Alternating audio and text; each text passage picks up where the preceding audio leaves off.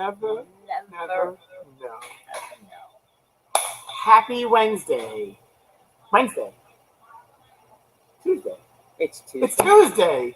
Oh my God. And look at that. Yes. Another wonderful Tuesday, bowling fans.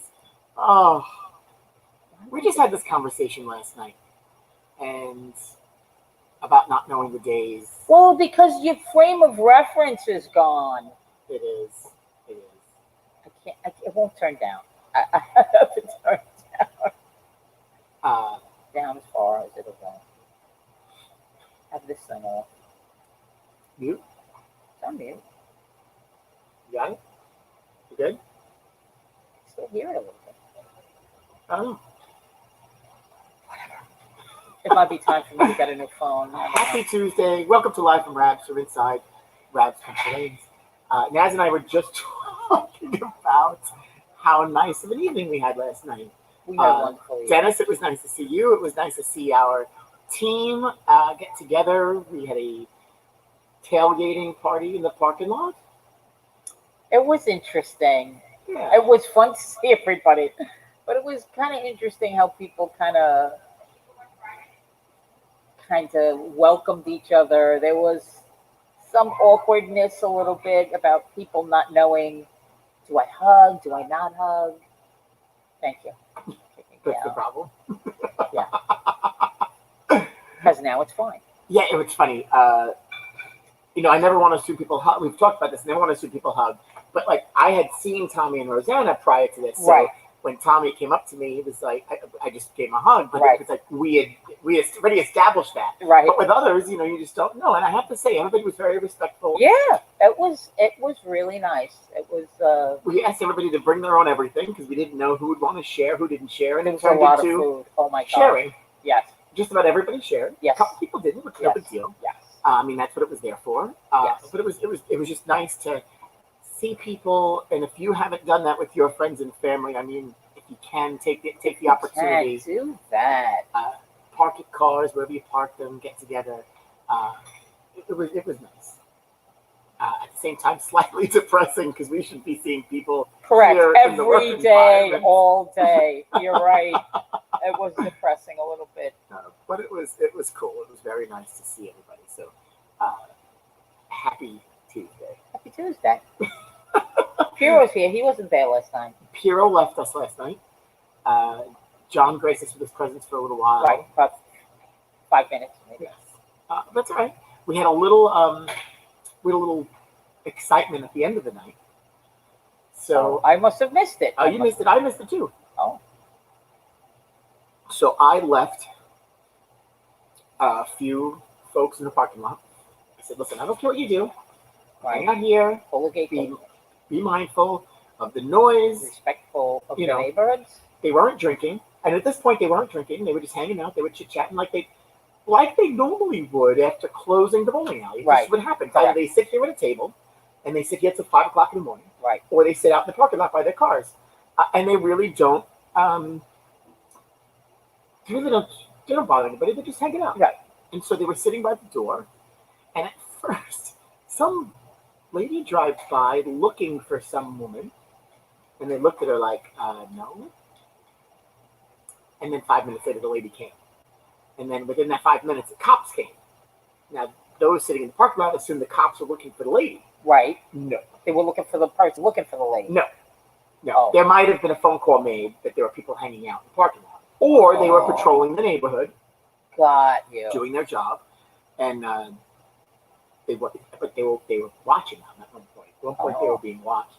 But they weren't drinking. They were just hanging out. They're just, right. Whether they were making noise, I don't know. And maybe, listen, in a way, if they don't know their employees, maybe they just thought there were people squatting in the parking lot. Which they were literally squatting in the parking lot. They didn't have chairs because they all came later. So everything was backed up. Right. But they were all okay. Everybody was okay.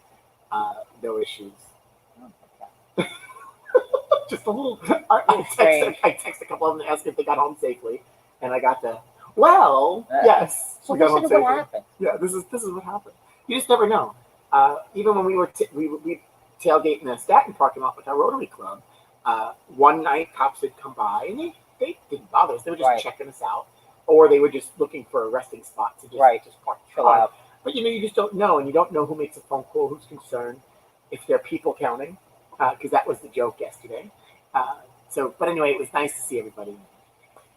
We had pizza, people who made some food. Yeah, it was fun. It was really a lot of fun. So today, Nazareth's going to go into the pro shop.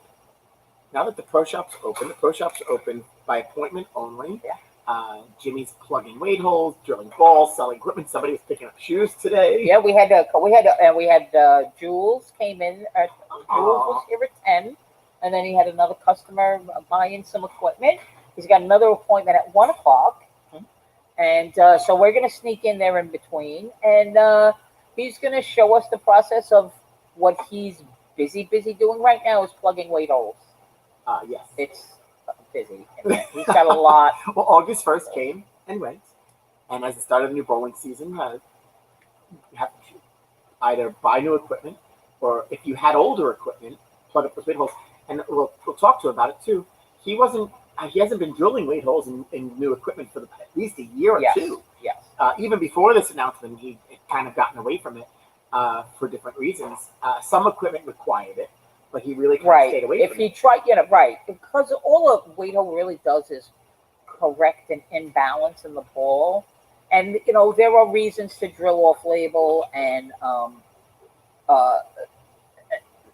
it was more of a case in the earlier weight blocks that it was kind of, if you wanted to maximize the dynamics of the weight block, you would have to offset the drill off label and then put a weight hole to balance it back out.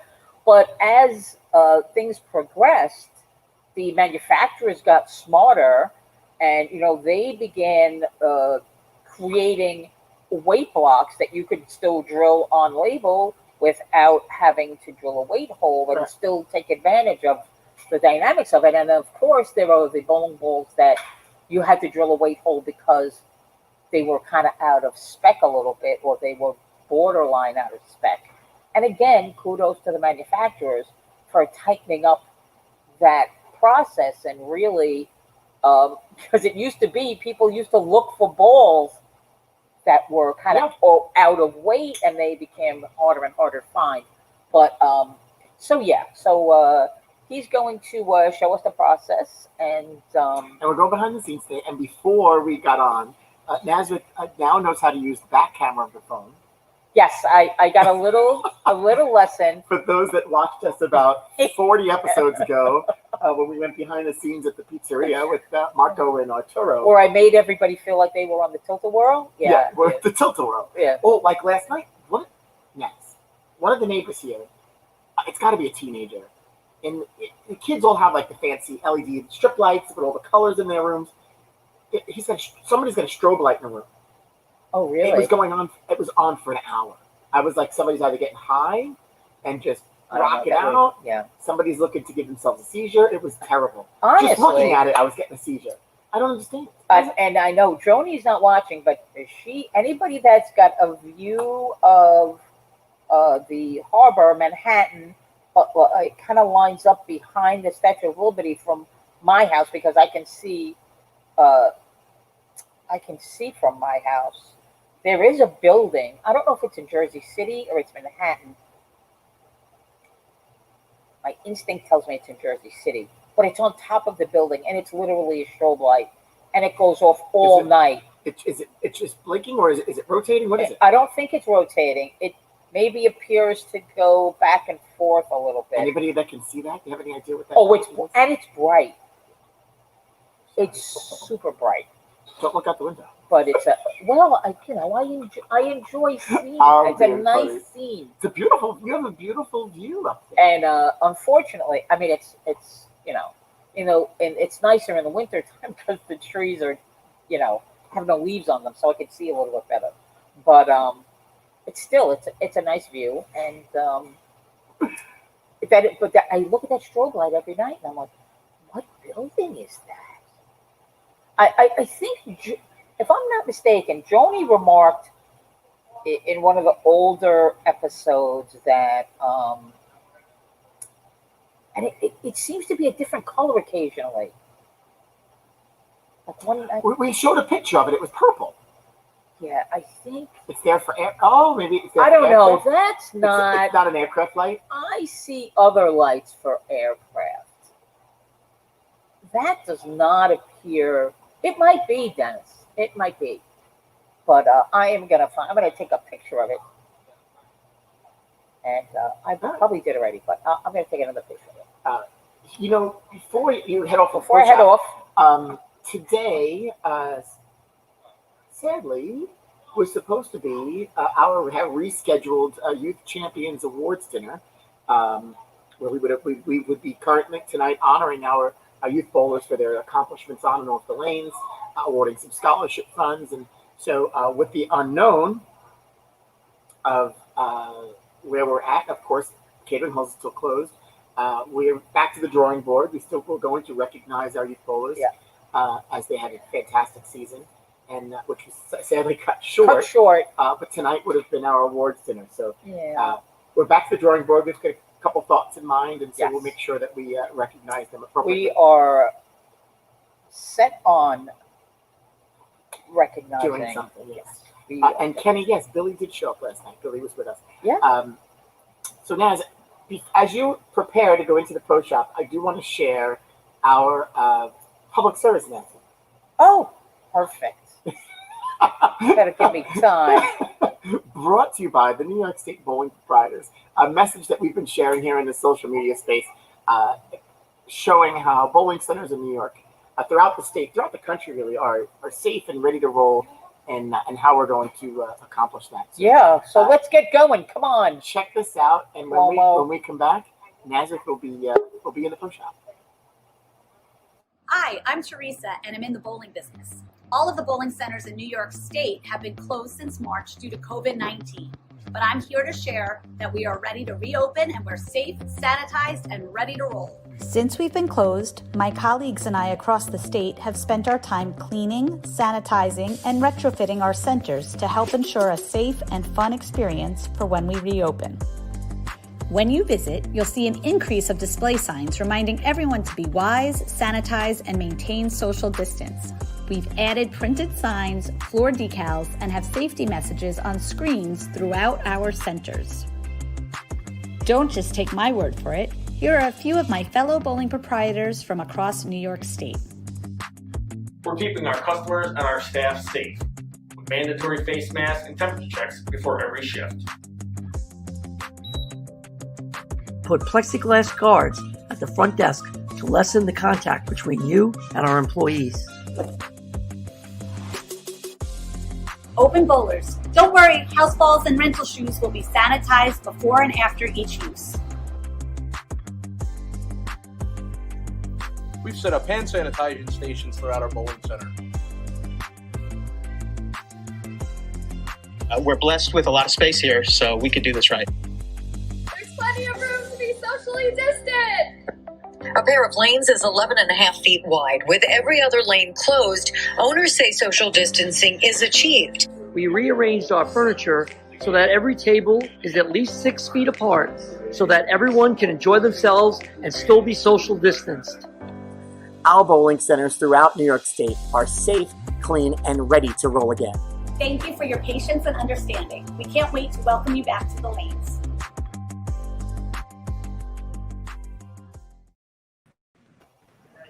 All right, Naz.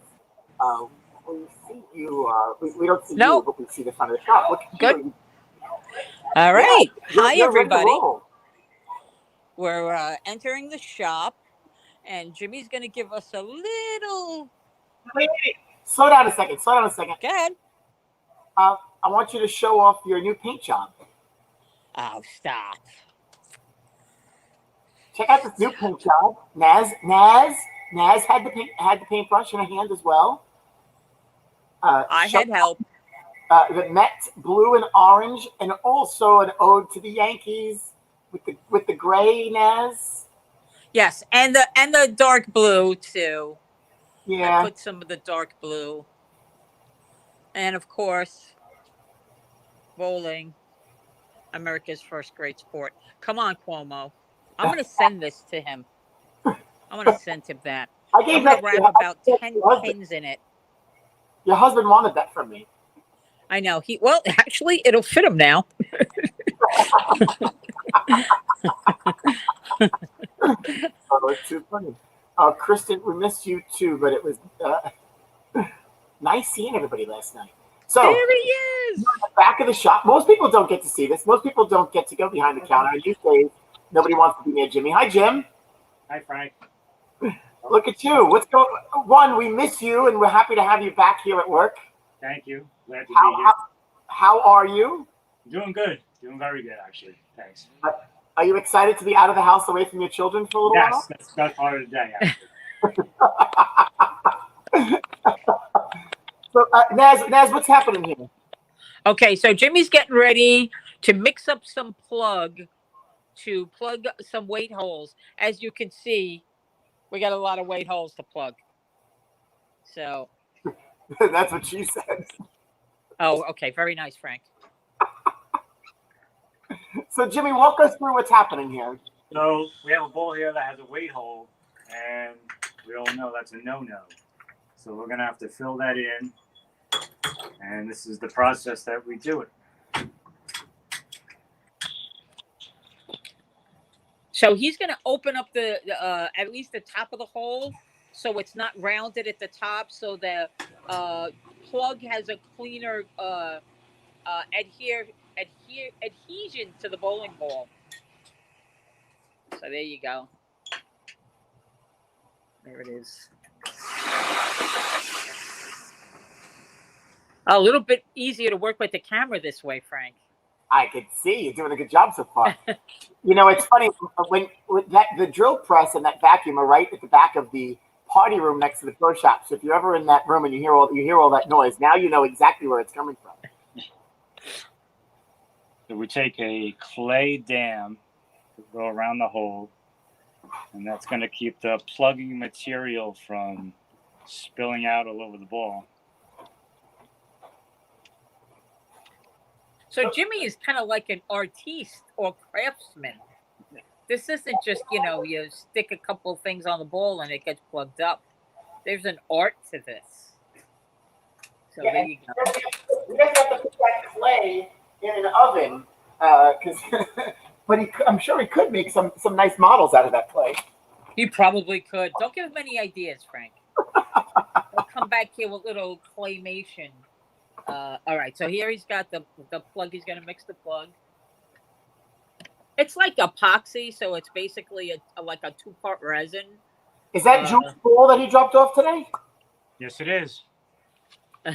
Dennis recognized it. I guess it's that memorable. Okay, we're going to just add a little color to the mix to try to match the color of the ball. That itself is an art form. Certainly is. How many different colors do you have there, Jim? There's probably a dozen. Can you add scent to those too for those? I have not introduced scent yet. Yet. I'm working on it. We have some essential oils that might work. Oh, I never thought of that, Frank. You know what? I might try that in one of my bowling balls. I am definitely going to try that. Oh, Dennis knew because it was Dennis's old bowl. Oh, this ball? Oh, he recognized the bowling ball? Yeah. I got you. So Dennis Constantino gave the ball to Jules. Frank Tisolano's asking if we drink that, will it cure COVID? I don't know if we really want to drink it because it's going to harden very quickly. Yeah, that's not coming out easily. You probably won't get COVID because you won't be around long enough. So hey, I'm sorry, you said it again. What's the mix of the plug? It's a 3-to-1 mixture. It's an epoxy. And over the years, it's certainly changed. Jim, how long have you been drilling bowling balls? I think I've been here about 20 years, actually. So you were like 12 when you started. 13. Which is not far off. I mean, right. I was just going to say that if anybody knows Ray, I mean, some of the kids that came through here were here from the time they were 12 years old. So yeah. All right. So now. So now we're gonna cut down a hardened weight hole or hardened thumb. I feel like we're watching Food Network where they just finished a pie and took it out of the oven. So we have to remove the clay around the plugged hole. So in the old days, they used to make dams that were they were made out of like foam, and they were different sizes for thumb holes or finger holes, and used to just stick it right on the bowl. But I think that, one, they created a lot of extra waste, and two, they didn't adhere as good as the clay does. So there was a lot of drip marks, which makes for extra work. Yeah, that's always fun. Now we got to shave it off. Level it off the bowl.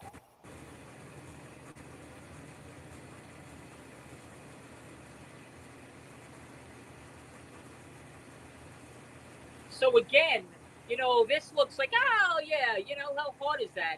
It is. It's not easy. I mean, I've had plenty of bowls that, when I was learning, there's a fine line between getting it really close so that you don't have to cut it down so much with a knife and having a flat spot on the ball and having to do the whole process over again. So it's and look at that. You got to have a nice steady hand. Yeah, absolutely. Steady hand, and it's like an experience thing, right, Jim? It is. Yeah. Practice makes perfect. Or permanent. All right. So we're gonna take it over to the ball spinner, and we're gonna give it a wet sand, and that'll help smooth it out, so you can't tell it was plugged. A lot. I was just gonna say, this bucket's seen better days. We may need to break the bank and buy a new bucket. I wonder if I can get a PPP loan for that.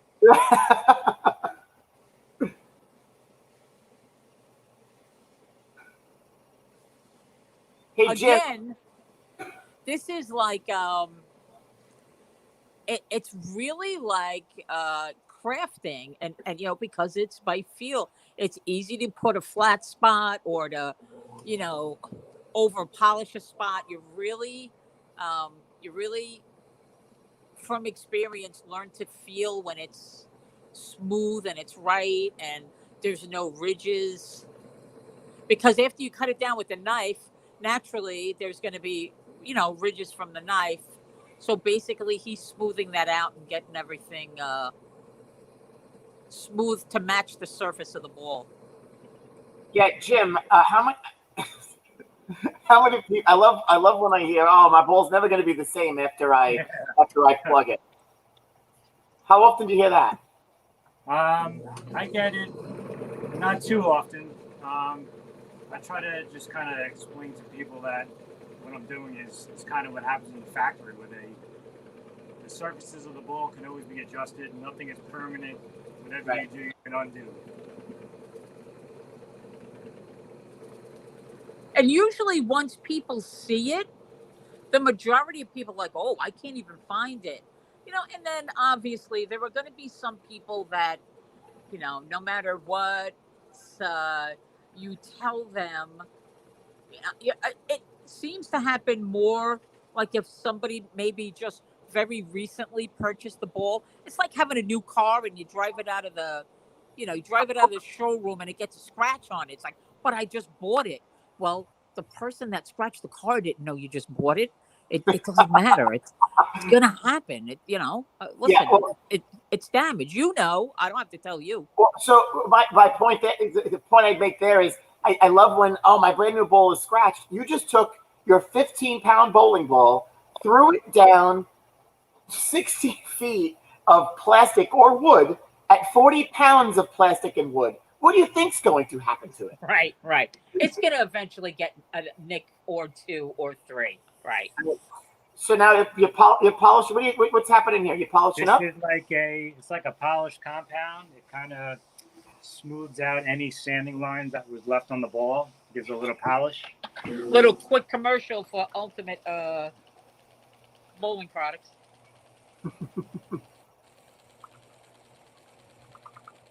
Hey, we got a question here. Good question, because we just saw the magic happen. Like I said, that pie went in the oven and then it came out.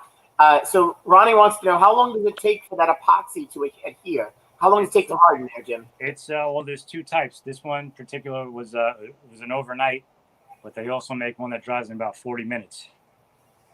That's crazy. I mean, you guys can't feel that. I cannot feel where that is. We don't. Yeah, nice job, Jim. Yeah, Naz, we don't have that. We don't have touch-o-vision here. We don't have smell-o-vision, but no, you can't. I have a bowling ball in front of me. It seems very smooth. Yeah, it's crazy. Thanks, Jimmy. Wait! Go back! Oh, okay. All right. I'm not done with him. Oh, okay. Go ahead. So you talk about that new product that you're using to fill. Go back to product that you started using. How long would have taken then to harden? Well, the one that I used on this bowl was the overnight. And prior to this stuff, what was the longest that it ever took to really harden? It was always overnight. An overnight? Yeah. They came out with the quick harden one, but it doesn't dry that great. Yeah. It's like anything else. It takes time to cure. And if you want it to cure well, listen, I don't need to tell you. Jimmy's going to tell you. Right. You prefer to use the overnight. Slow curing one, which is the overnight one, is much smoother in the end. In a pinch, we'll use the quick one if we have to, but the finished product doesn't come out as nice. Well, especially now, nobody's in a rush to get on the lane, so it makes it you can leave your ball and you can finish up the job. I think people take what you do for granted, because it is an art form. You take your time to not only to learn about someone's hand to measure the ball in the first place, but to then go fix it and make it look like new. That certainly takes time and energy. And I think you said it before, it takes experience. Yeah.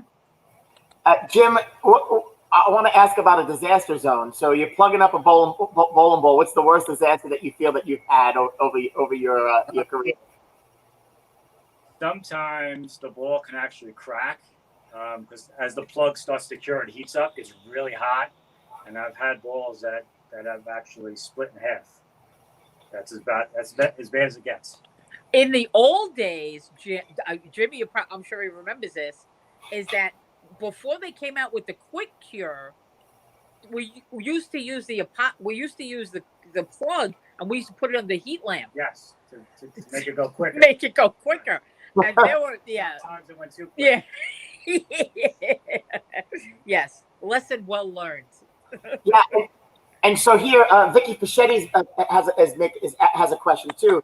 Are we to assume that this is certainly the same process that you go through when you want to re-drill your finger holes or thumb hole for re-drilling purposes? Same thing, same process. Yeah. It's just a little different. You're not re-drilling it, so you want to make it look as pretty as possible, so it's not as noticeable. Correct. I don't know, Jim. This is I'm sure you got a lot of work there. It looks like you got a lot of bowling balls to plug up, and I keep seeing people bringing balls to you all the time. And I'm sure when we get back on the lane, the first night of bowling, they're going to be like, "Oh, what am I doing?" Yep. Are you ready for that? I'm ready. Jim, what is your favorite part of your day when you come to work? And you can't say sitting doing nothing because you're always busy. But what's the favorite part? What's the favorite thing that you like to really do when you're back there? It's probably a good mix of everything.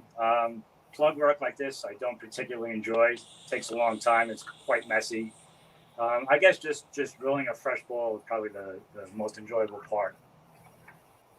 It's rewarding too when somebody comes in and gets something that fits really nice. Of course, yeah.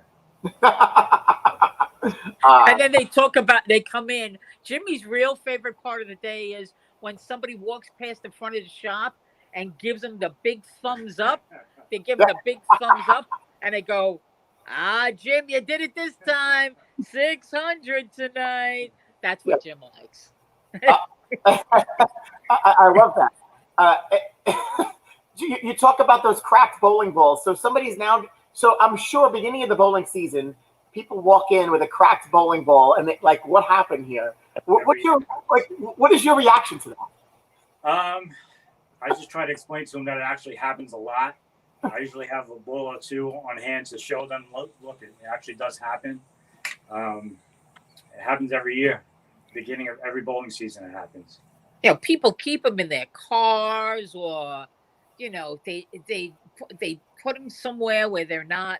I'm not that you have to keep it in a temperature controlled room, but put it in your house in a closet. And don't keep it stationary. Always move it, rotate it. If it sits in one spot for too long, eventually it's gonna crack.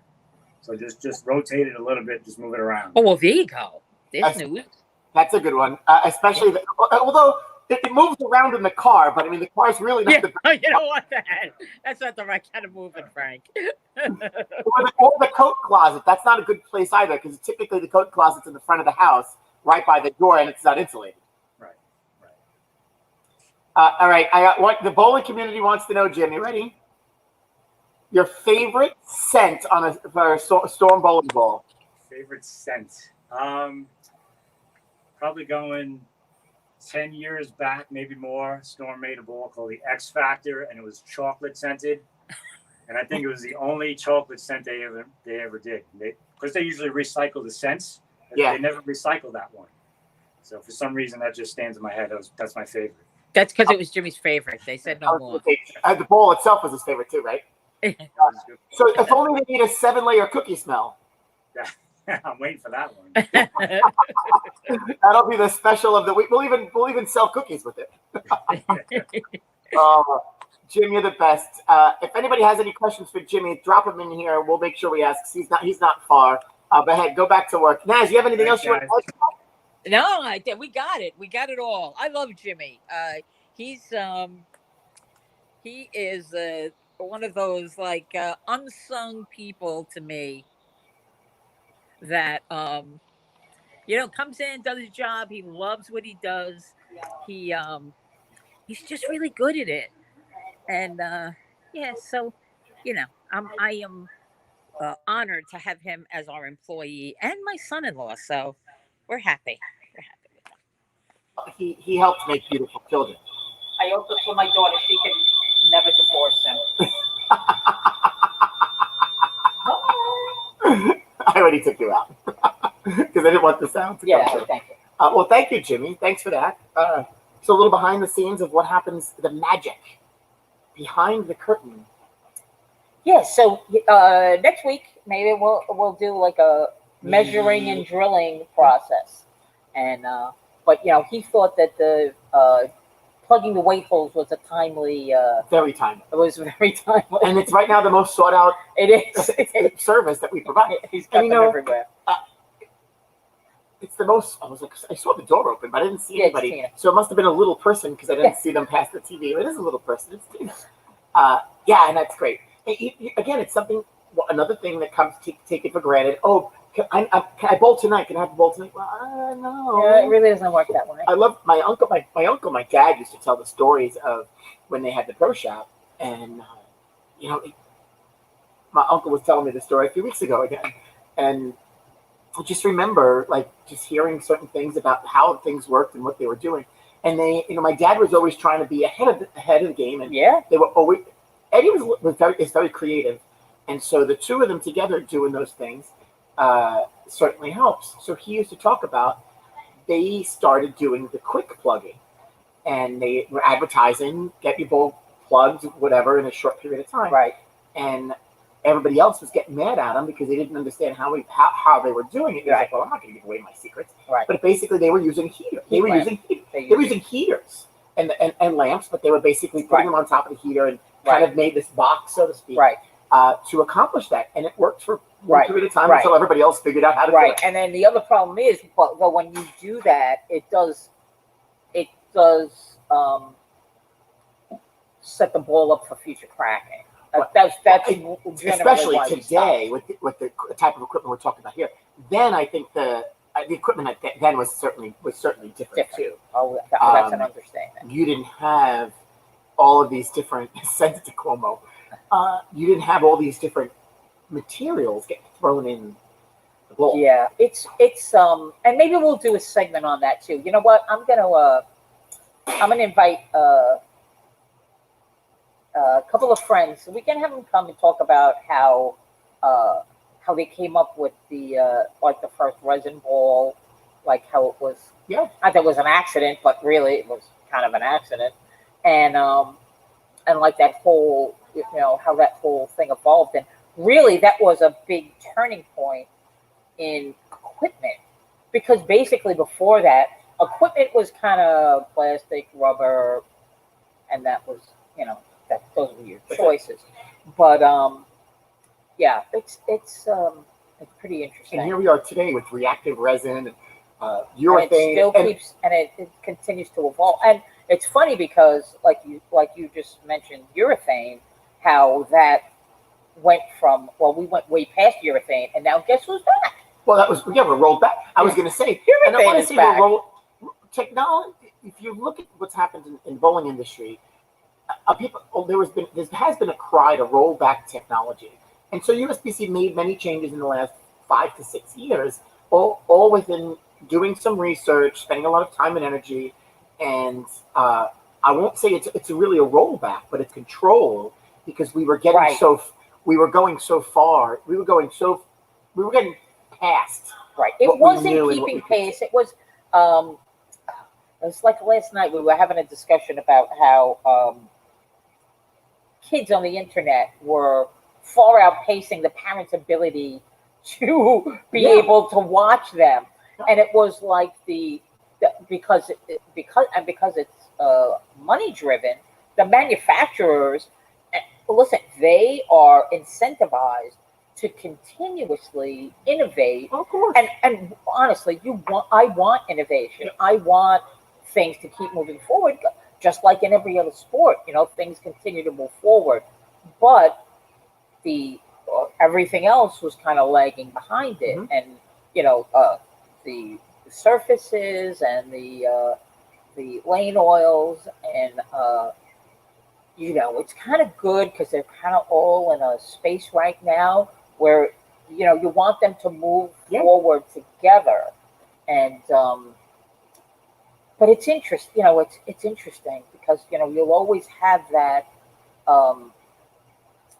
money-driven part of the equation. But that's every industry, and that's what I mean. Golf's no different. Yeah, and I love hearing bowlers and golfers, same people, complain about the bowling equipment and how it's gotten golf easier. Golf is any different? Golf is no different. Oh my God! I sat at a table with a bunch of golfers recently, and they were talking about buying balls, and they were this ball, that ball, and for the same reasons that you would buy different equipment. Oh my God! And depends on the player buying clubs. So the thing with bowling balls, and I have this conversation with friends of mine in business that ask all the time. They have no concept of and I don't expect them to. They just know they come bowling, they pick up a ball, throw it down a lane. The science behind any sport, but bowling in particular, you again, take it for granted. You're taking a rock and throwing it down a lane. Well, that whole environment is so different from the time that you pick up that bowling ball, get it on the lane to then get to the pins. The lane condition itself, the invisible oil, invisible playing field, the makeup of this bowling ball, whatever it might be. Right. And the change. See, and this is where... And all good and bad. Yeah. Golf and bowling, they kind of run the same track, kind of, to me. And I see a lot of parallels in both. But then, then to me, they really diverge because where golf, the interaction of the motion of the ball is between the club and the ball. Now, once that happens, does the fairway have something to do with it? Yeah. You can see the fairway. Angle you hit the ball on. But with bowling, the ball is in contact with the surface of the field the whole time. Oh, well, most people. So yeah, that playing field, the lane, has a lot more to do with the dynamics of the game, and that's, again, that's my opinion. And I love how the conversation talks about how the game has gotten easier and this that. And again, it's just very different. The equipment has certainly changed that. The way that we condition lanes has certainly changed it. Nobody wants to be bowling bad. Nobody has an understanding of their true ability, and so that's part of the challenge, I believe. But that's also been created by in the 19. This is nothing new. You go back 40 years. I mean, this has been an environment that's created. So, and we could talk about that for days. My point is, when it comes to equipment, what USBC has done is put some change some of the restrictions on the softness of the bowling ball and the porosity, so to speak. So you talk about, I'm trying to make this easy. I go back to the hammer blade is one of the best examples we can get. If anybody threw that the blade, yellow, green, I love that. I think we all loved it for a period of time. The ball was a hammer. It was so soft. Now you couldn't feel it with the touch, but it was so porous that you threw it down a lane and it took the oil up. And so as a result of that, it created a different lane play. And so you throw that ball down the lane, and all of a sudden you look at the ball comes back. And the argument today is, well, when I throw my ball down the lane, I don't see oil on the ball and that was a sign that there's no oil in the lanes. No, your bowling ball picked it all up and it soaked in. Yeah. And those bowling balls, we were putting in ovens, cat litter. Everybody was trying to figure out the way to soak the oil out. That was the best. It was 6 months to a year of this crazy stuff. People put them in their own home ovens. That was a big thing when that ball came out. That we went to a conference right after that, and Ray said to one of the guys, there was a bunch of manufacturers and some of the international pro shop owners were there, and we were talking about it. And Ray goes, I don't know what anybody's complaining about. I just get one of those big buckets and I put some kitty litter in it and I put the ball in it and it falls like new. And they were like, you did what? Then all of a sudden, everybody was doing it. Well, then Ebonite made the box. That's it. Ebonite made, they didn't really make a box. Somebody went to Home Depot and said, we could sell this to the pro shop. Absolutely. And it was this wood box. And if somebody who's out, and if you talk to my friend Chad Murphy, I'm sure he could play some light on it because he was working, he was at Columbia at the time. I could shed some light, but I would love to know which one of our friends said this is a good idea. And with the plastic, with the balls, which basically are the molds that they use to build bowling balls, using binder clips, put the ball in, and somebody rushed it. Yeah, they definitely said, this is a good idea. Let's get it before somebody else. The point being, that alone set up the future of what bowling balls would look like, which was good and bad. Yeah, we put, contrary to bowlers' beliefs, we put more oil on the lane today than ever before. If you ever threw... We put more oil and conditioner on the lane than ever before. If you ever threw... Just saying. If you ever threw a yellow dot down the lane right now, and I'm talking about a normal bowler ball. I'm not talking about... I'm not talking about these guys that bowl on tour. I'm talking about a normal, regular bowler with the regular speed and tilt and all that other stuff. It wouldn't move a board. I mean, the bowling balls that I used to bowl with would go dead straight now. Oh yeah, it's total. It's just, and the reason why we have to is because of the equipment, which then causes other problems. And the reason why you don't, and I do believe, you know what? And this made me think we are going to invite Barb and Bill Chrisman to come on the show. Oh, that would be awesome. I would love that. And they could share some insight from Storm's perspective. But if you ask the pros or anybody in the industry, you've got all these different things. But it comes down to what bowler really wants to have oil in their bowling ball. And so this was a thing for a long time where bowling balls would have black spots. Your shirts and towels would be black. Nobody wanted that. Oh, God. So I think that was part of research that was done from the consumer to the bowling ball manufacturers. Now, this is, in my opinion, well, the oil is the thing, is that the oil made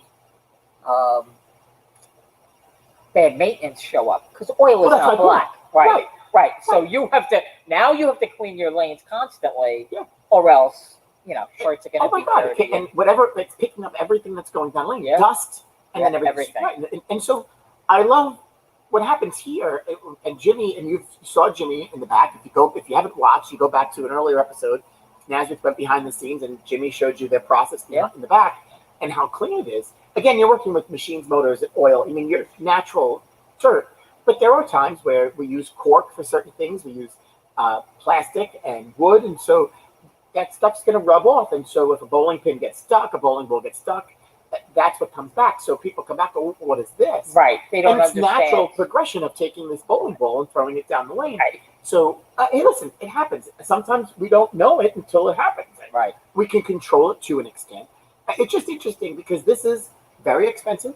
This is my baby, and I want to take pride in it and I want to take care of it. I don't want it to have any boo-boo. I love the smell of this one. It's not chocolate. No, it's like grape. I had no idea what his answer to that question I didn't know. I didn't know. I should have guessed. I mean, question. the chocolate. If I remember the chocolate, it still had that like fake chocolate smell. It probably I'm did. not a big fan of it. It probably did. Like I have from Hershey's. I have one of those pens that's the ink smells like chocolate. Oh yeah. That's nasty. Not really enjoying. Yeah, no, it's not. But Jimmy likes chocolate, and so I think we should submit the 7-layer cookie. Idea. Well, when that would sell out. When we get them on. Yeah, one of the first bowls that I had that I don't know the name of the bowl, but it was orange and it smelled like orange cleaner. And I remember opening up my locker for the first time after putting it in there, and woof. Yeah, strong. And I will say, I don't know if it's the last batches, but this one happened sitting here, and I smell it sitting here, and it's still laying. But it's like grape. I want to say grape crush or something. Grape candy. Yeah, I think grape is a very popular because they have a lot of grape in that family. Some of them, sadly, weren't really successful smells. Why do they scent the bowls? I think it's a good question, Dennis, and we're going to have to ask the experts. It's a marketing. It was a marketing tool. I think it's brilliant. Yeah, I think it was to separate them from everybody else. Oh my God. They tell that story, and it is. You could watch some interviews on the YouTube or on their Facebook page. And Storm has been very active in social media, led by our friend Blair, and they're doing stuff all the time. Yeah. But I'm sure you can go find some interviews. But it has to do with separating their brand, being different, creative.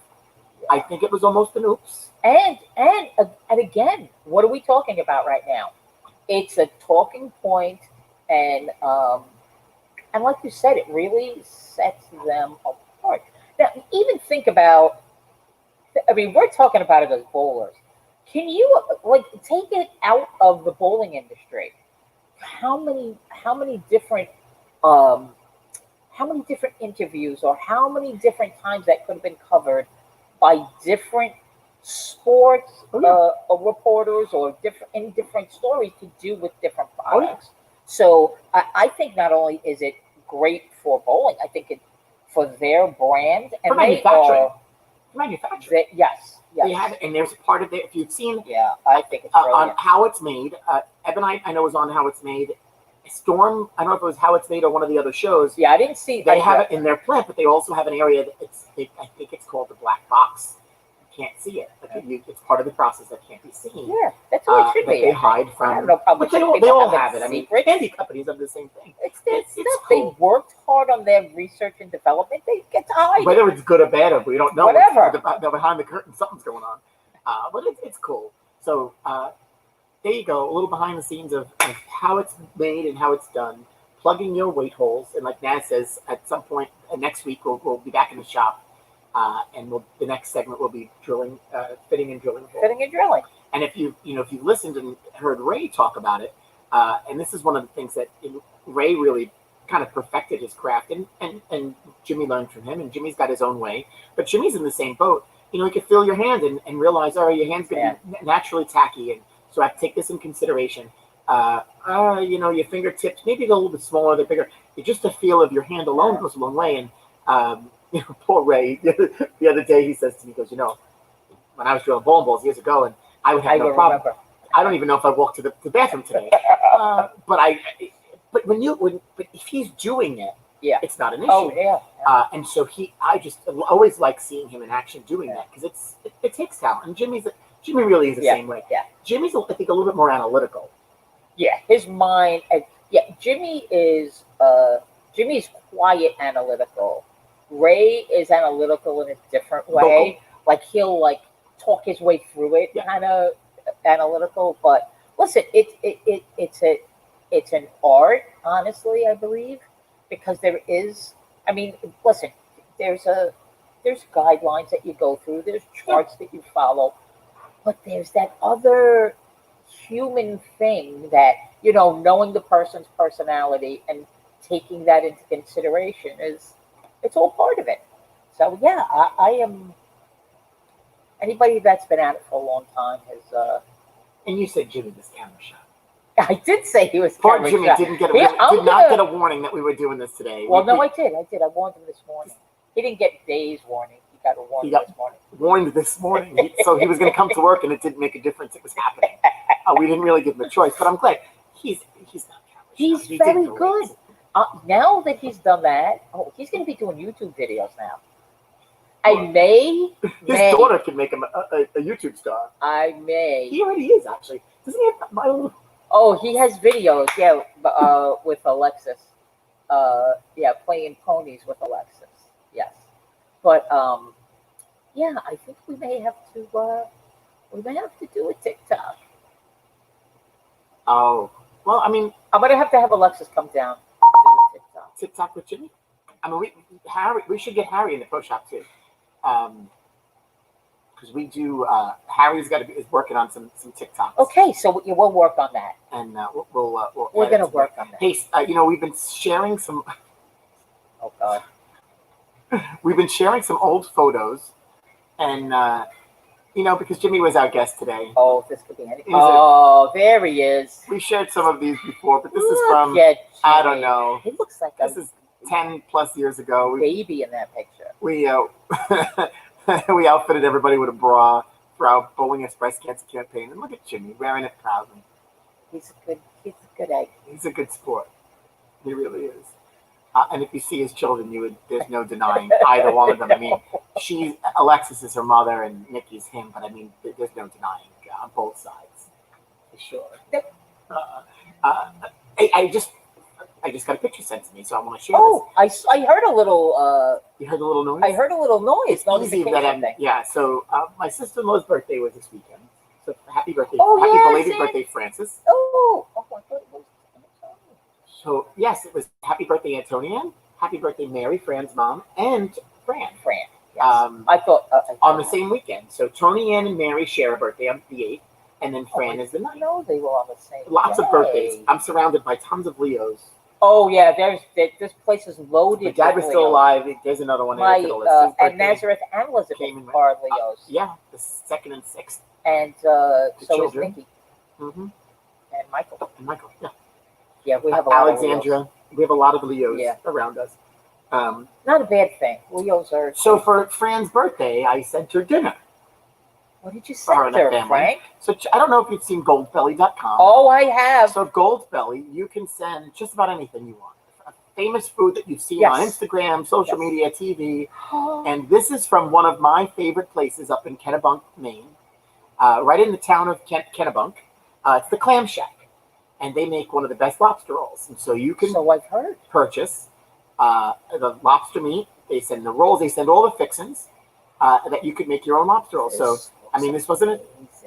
You pay more for shipping than you do the actual product. I'm sure. But it comes, you set your shipping date.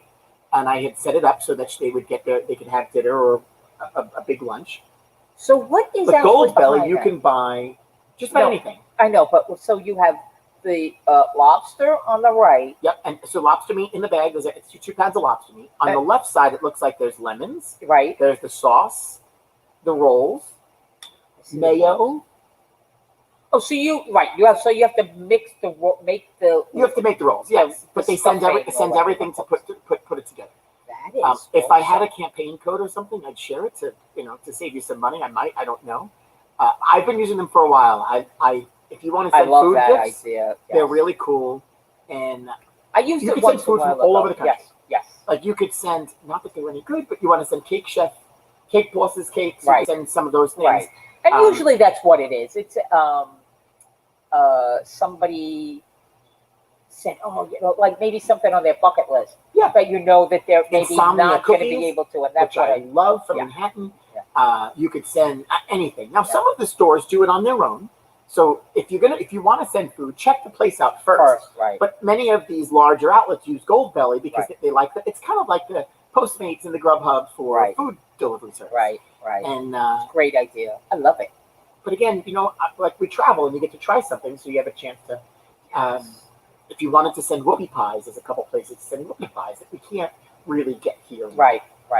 All times of the year.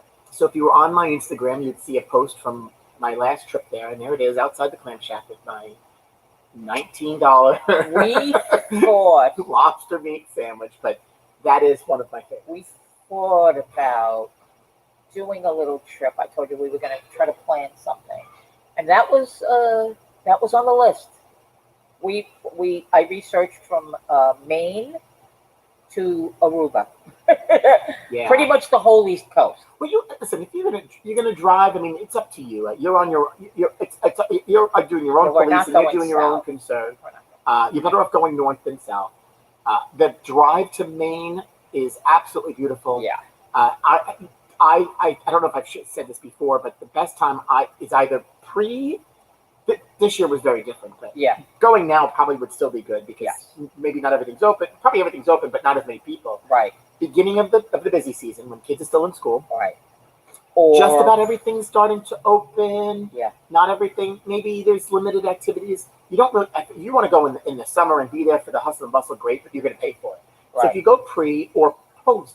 So I haven't done that. what is the end season for Like that? March, April, and then the end season comes into the fall. I follow the summer. It's really the summer. So that maybe would be So the nice. end of the winter, beginning of the spring, best time to go.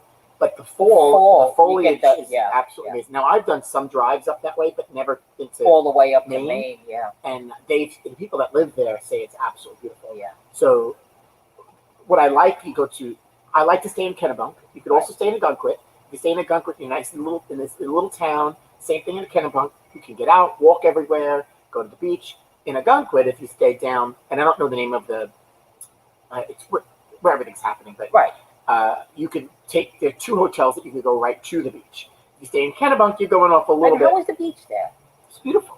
Yeah. I'm not a big listen. If I'm going to the beach, I'm going to be in Aruba. I'm going to be in a tropical beach. Exactly. I'm not a big beach person. We didn't even use the facility. I mean, we do it for everything else. It was so nice. I didn't even need the beach. Yeah. Chisolano says, I have a beautiful brand new condo 5 minutes from the beach you can use in Aruba.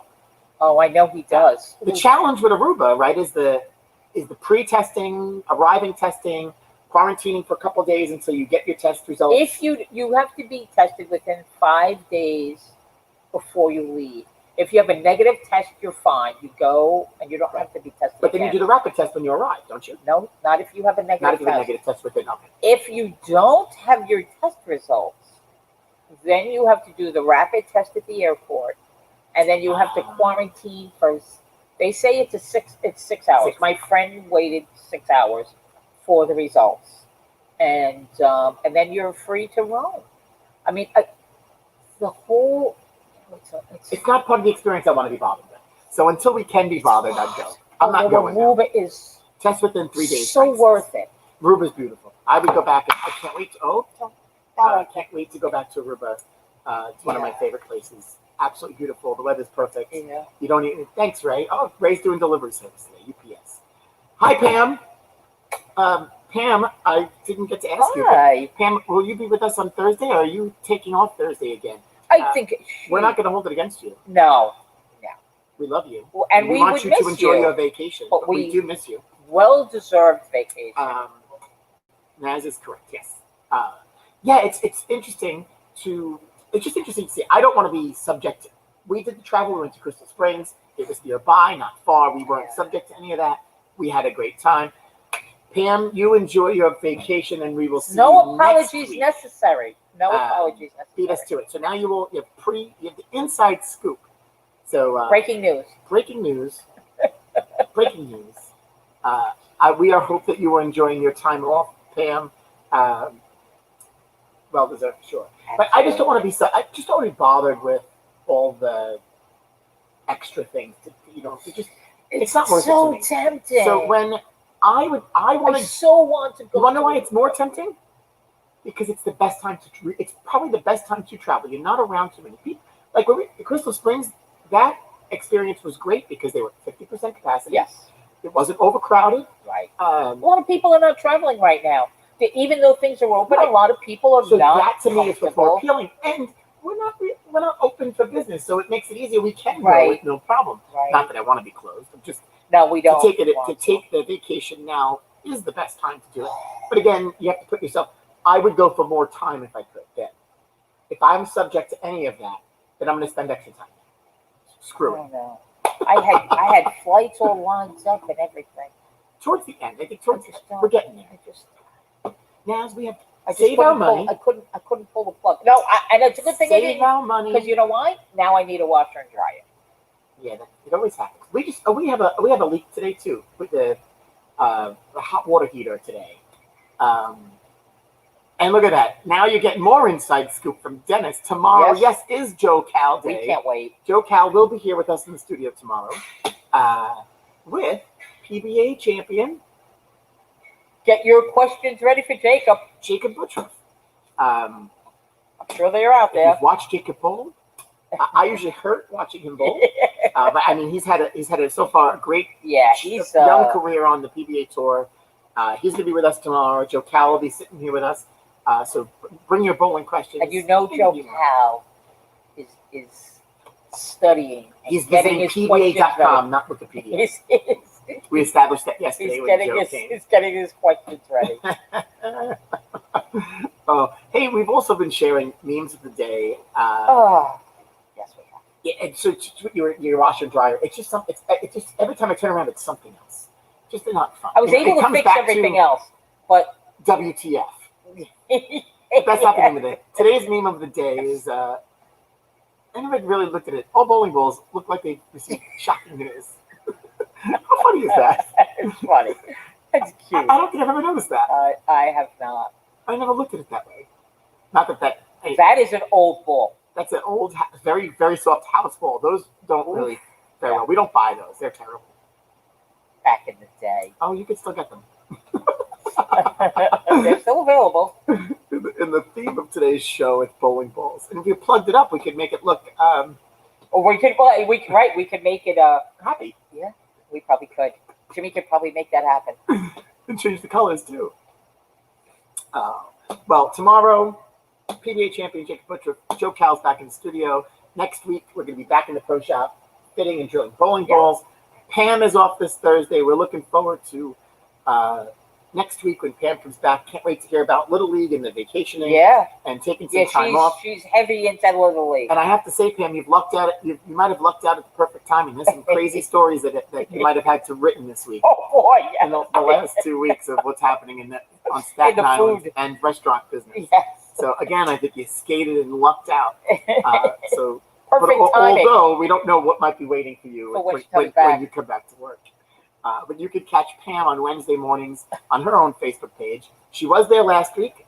She might tell us if she'll be there tomorrow at 9 a.m. And she's been giving us updates in addition to the weekly segment here on our show. So, and thank you for the kind thank words. You, Pam. That's very sweet. We certainly want Rabs to live long and prosper.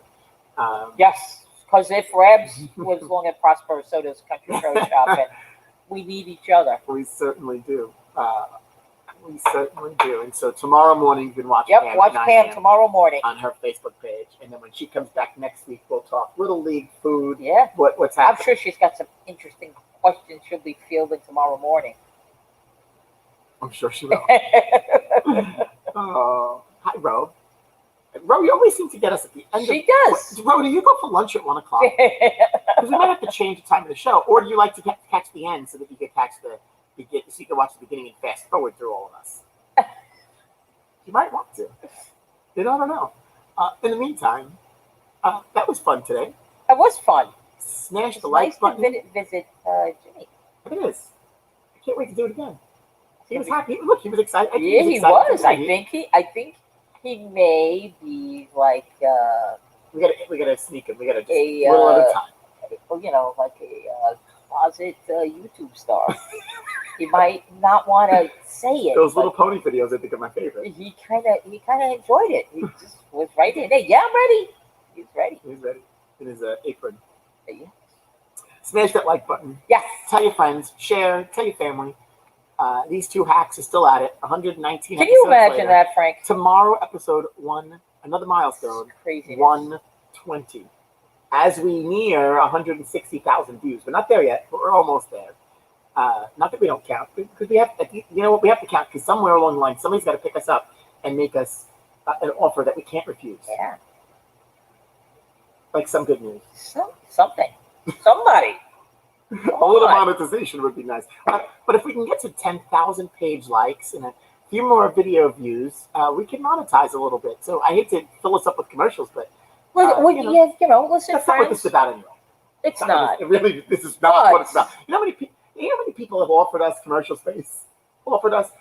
I'd sponsor the show, and what are we gonna do? Hang a thing in? No, show commercials. Oh, commercial. How many commercials can we show? We do enough commercials. I did one for Gold Belly today, and I did one inside for Ultimate Bowling Products. Yeah, check it. We talked about store placement. Mate, that's product placement. So maybe we should do subliminal messaging. We're getting a little punchy. It's been a long quarantine. Today is, Naz, after this, my calendar is filled with things. It's absolutely crazy. Like today happened to be the day that everybody wanted to do something. I got a committee, BPA, New York State BPA committee call to update on legislative and the things that we're doing, the PSA and the messaging we're sending to the governor and the press conferences. Then another meeting, and then interesting, Mike Bloomfield and our friends at Techie Geek, and they're doing in partnership with some of the others, they're doing an online virtual networking event. So a virtual networking event using a different platform, which looks pretty interesting, where we haven't been able, the business community really hasn't been able to network during this time. So they're putting together this event, which I'm going to be late for, but I wanted to check it out and see everybody. Nice, first of all, nice to see our fellow people, business people. But to have roundtable discussions of what's Even happening. though I opened that, I didn't respond. Well, I think you still have time. I think there are still some seats to respond. It's forced. It's like going to a networking event with their tables and moving. Really interesting. So kudos to Mike and the team that's making that happen. I'm looking forward to that. It's very different than what we're seeing available to us. And it's funny. I'd come across that platform a few weeks ago and sent it over to a friend of mine. Looking to do something very similar. Our Rotary. It was a Rotary project. We were supposed to be getting together for a party. We can't really make it happen. So how do we still accomplish the task of getting people together from all over the districts? And it looks like we might be looking at the same thing or something similar. I don't know, but kudos, and I'm looking forward to checking it out today. And you just never know. You never know. I wish Cuomo would. I don't know if Cuomo was on today. De Blasio spoke today. Cuomo, he never came on yesterday afternoon. No, he didn't. And I was waiting. I was watching. Unless he's coming on today at 1:30, but he did not show up yesterday afternoon. I was very upset with him. He made me look bad after he told everybody on that call that he's going to be on at 1:30. So something happened. No different than the president being pulled out of the press conference for 9 minutes. Sad situation, right? They're happening outside the White House, but the clip is comical in a way where the Secret Service comes in the room and Mr. President. They do that. They do. I like when they do the whisper. Mr. President. Yeah. Right with the. Yeah. And he's like, oh, okay. Okay. And he I guess we're leaving. Like he's disturbed, but he's like, really, you have to interrupt us now? Like I just want to get through this, and now I'm being interrupted, so now I have to come back. Yep. Sad that has to happen. But go check out those clips. I think they're amusing at the same time. Anyway, smash like button, apparently share, that person click the bell. Yeah, but that's usually the case. Wash your hands. Don't touch your face. Be like Harry. Wear your mask. Wear your mask. Look at how nice that mask is. I'm not dropping an F-bomb today like I did yesterday. Yeah, that's okay. Oh, you know how many people called me out on that? Oh, really? Oh, yeah. People that didn't even know watching the show, all of a sudden I heard, oh, you dropped an F-bomb yesterday. I was like, oh. It's good to know. It's good to know people are watching. Yeah. Christine DeHart was the first one to call me out on it last night. Anyway, we'll see you tomorrow. Well, she was watching. Here, live with PBA champion Jacob Butcher on the screen over here. Joe Cal in the studio. And you never know what's going to happen on the rest of the week here, live from Rack. But in the meantime, Let's go Mets. Stay healthy. Let's go, my Nets. I'm sorry, I waited till the very last minute. Disaster. It was bad. What's the mercy rule? Yeah, it was maybe 14. It should have been 10. It should have been 10. Yeah, it should have been 10. But maybe we'll. Thank God we weren't watching that live last night. Maybe we'll. All right, into the universe. Let's go Mets. Yes. Let's go Mets. Nazir. That was awesome. We'll see you tomorrow.